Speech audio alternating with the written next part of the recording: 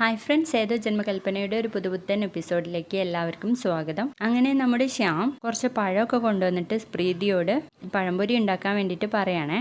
നമ്മുടെ ശ്രുതിക്ക് വളരെ ഇഷ്ടമല്ലേ, കുറച്ച് കൂടുതലായിട്ട് തന്നെ ഉണ്ടാക്കിക്കോ, എനിക്കും വളരെ ഇഷ്ടമാണ് പഴംപൊരി എന്ന് പറയാണ് കേട്ടോ. എന്തെങ്കിലും സഹായം വേണമെങ്കിൽ ഞാൻ ചെയ്തു തരാമെന്ന് പറഞ്ഞിട്ട് ശ്യാം അമ്മായിയുടെയൊക്കെ കൂടെ ഉള്ളിലേക്ക് പോവാണ് കേട്ടോ. ശ്യാം പോയി കഴിഞ്ഞപ്പോൾ ശ്രുതിയുടെ അച്ഛൻ ശ്യാമിൻ്റെ ഫോൺ എടുത്തിട്ട് രാജകുമാരിയുടെ നമ്പർ എടുത്ത് എഴുതി വെക്കുന്നുണ്ട് കേട്ടോ. അത് കണ്ടുകൊണ്ടാണ് നമ്മുടെ ശ്യാം അടുക്കളയിൽ നിന്ന് വരുന്നത്.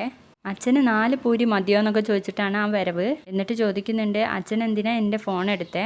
അല്ല, ഞാൻ വെറുതെ എടുത്ത് നോക്കിയതാ. നാട്ടിലൊരാൾക്ക് ഫോൺ വിളിക്കണമായിരുന്നു, പക്ഷെ നമ്പർ മറന്നുപോയി എന്ന് പറയാട്ടോ. എന്നിട്ട് ആ ഫോൺ തിരിച്ചു കൊടുക്കുന്നുണ്ട് കേട്ടോ ശ്യാമിന് അറിയാലോ എന്തിനു വേണ്ടിയിട്ടാണ് അച്ഛൻ ആ ഫോൺ എടുത്തിട്ടുള്ളത് എന്നുള്ള കാര്യം.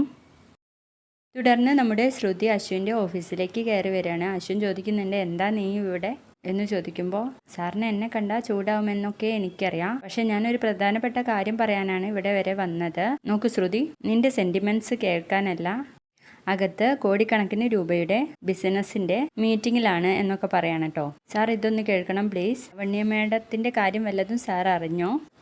അവർ ഈ രാജ്യം വിട്ട് തന്നെ പോവുകയാണ് എന്ന് പറയുമ്പോൾ പെട്ടെന്ന് അശ്വിന് ഷോക്കാവാണ് കേട്ടോ. പക്ഷെ അതൊന്നും പ്രകടിപ്പിക്കുന്നൊന്നുമില്ല കേട്ടോ.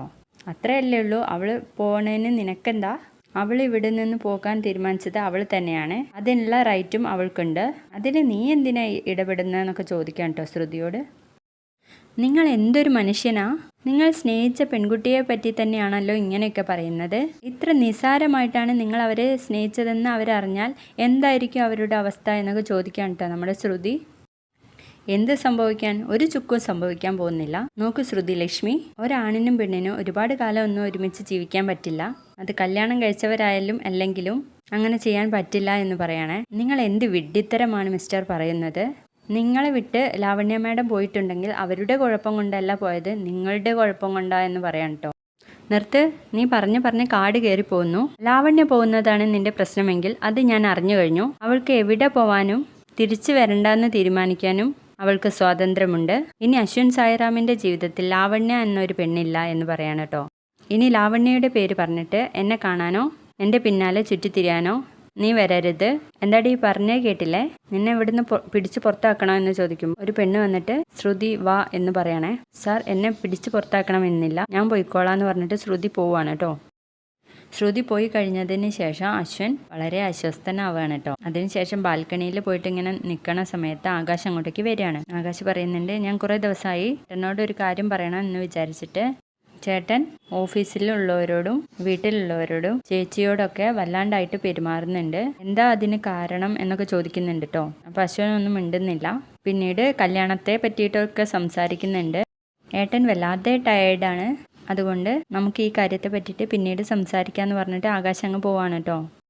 പിന്നീട് കാണിക്കുന്നത് നമ്മുടെ ശ്രുതിയുടെ അമ്മായിയെയാണ്. അപ്പോൾ അമ്മായി ഇങ്ങനെ ശ്രുതിയുടെ അച്ഛനോടായിട്ട് പറയുന്നുണ്ട്, കേട്ടോ അശോ കേട്ടാ, ഇന്ന് ശ്യാമോൻ ഉച്ചയ്ക്ക് ഭക്ഷണത്തിന് ഉണ്ടാവില്ല എന്നാ പറഞ്ഞത്. കോടതിയിൽ നല്ല തിരക്കാണത്രേ. ക്രിമിനലും സിവിലും ആയിട്ട് ഒരുപാട് കേസുകൾ വരുന്ന ആളാണ് ശ്യാമോൻ. അങ്ങനെ നല്ല ബുദ്ധിസാമർഥ്യമുള്ള ആളല്ലേ, എങ്ങനെ വരാതിരിക്കും കക്ഷികൾ എന്നൊക്കെ ചോദിക്കുമ്പോൾ ശ്രുതിയുടെ അച്ഛൻ പറയുന്നുണ്ട്, രാധേ എനിക്ക് നല്ല തലവേദന, ഒരു ചായ എടുത്തേ എന്ന് പറയാണ് കേട്ടോ. അങ്ങനെ അമ്മായി ചായ എടുക്കാൻ പോകുന്ന നേരത്ത് ശ്രുതിയുടെ അച്ഛൻ ശ്യാമിൻ്റെ ഫോണിൽ കണ്ട ആ നമ്പറിലോട്ട് വിളിക്കുകയാണ് കേട്ടോ.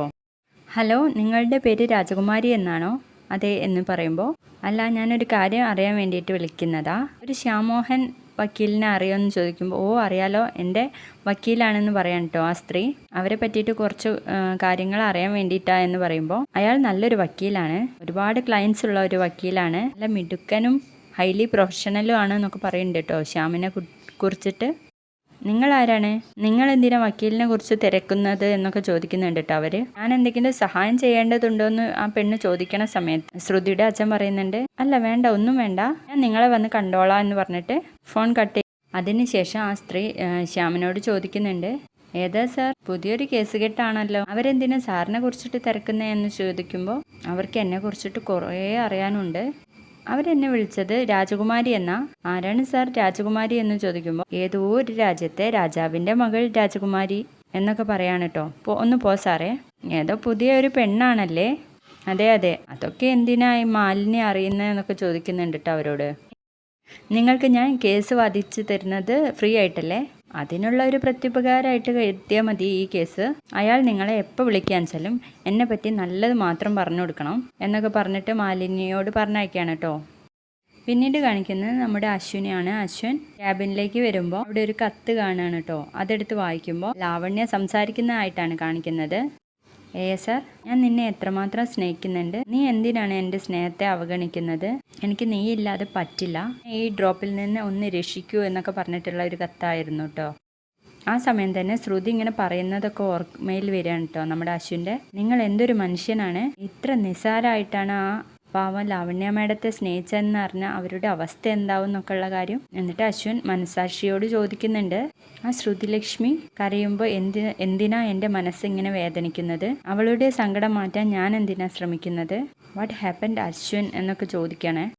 തുടർന്ന് ലാവണ്യയും ശ്രുതിയും ഇങ്ങനെ ഇരിക്കുകയാണ്. ആ സമയം ലാവണ്യ ചോദിക്കുന്നുണ്ട്, നീയല്ലേ പറഞ്ഞത് സാർ വരുമെന്ന്, എന്നിട്ട് ഇതുവരെ വന്നില്ലല്ലോ എന്ന് പറയുമ്പോൾ അശ്വിൻ സാർ എന്തായാലും വരും മാഡം, ഞാനല്ലേ പറയുന്നത്, കുറച്ചുകൂടി നമുക്ക് വെയിറ്റ് ചെയ്യാമെന്ന് പറയുമ്പോൾ ഒരു കോളിംഗ് ബെൽ കേൾക്കുകയാണ് കേട്ടോ.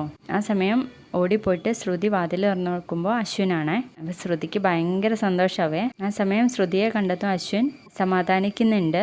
അങ്ങനെ ഉള്ളിലേക്ക് ചെല്ലുമ്പോൾ സാർ സോറി എന്ന് പറഞ്ഞിട്ട് നമ്മുടെ ലാവണ്യെ കെട്ടിപ്പിടിക്കുകയാണ് കേട്ടോ അശ്വിനെ. അത് ശ്രുതി കണ്ടുകൊണ്ടിരിക്കുകയാണ്. കുറച്ചു നേരം ഇങ്ങനെ നോക്കി നിൽക്കുന്നുണ്ട് കേട്ടോ. അശ്വിനാണെങ്കിൽ ശ്രുതിയെ ഇങ്ങനെ കണ്ണെടുക്കാതെ നോക്കി നിൽക്കുകയാണ് കേട്ടോ. എന്നാൽ ഞാൻ പോട്ടെ മാഡം എന്ന് പറഞ്ഞിട്ട് ശ്രുതി അങ്ങ് പോകുമ്പോൾ അശ്വിൻ വീണ്ടും നോക്കി നിൽക്കുകയാണ് കേട്ടോ ശ്രുതിയെ തന്നെ. വീഡിയോ ഇഷ്ടമായെങ്കിൽ ലൈക്ക് ചെയ്യണം, തീർച്ചയായിട്ടും സബ്സ്ക്രൈബും ചെയ്യണേ.